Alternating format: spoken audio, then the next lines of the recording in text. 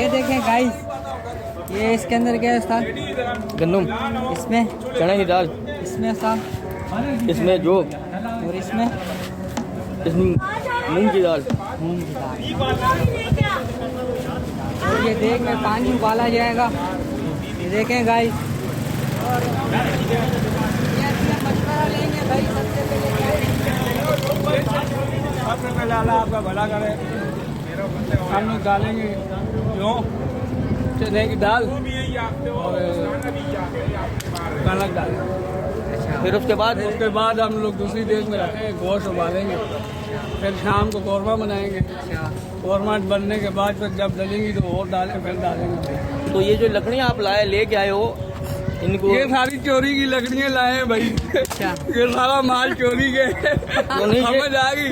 ये किसी के छत से चोरी, सारी जुलाया के छत से उतारी है। टेढ़ी जुलाया, केड़ा जुलाया, टेढ़ी जुलाया।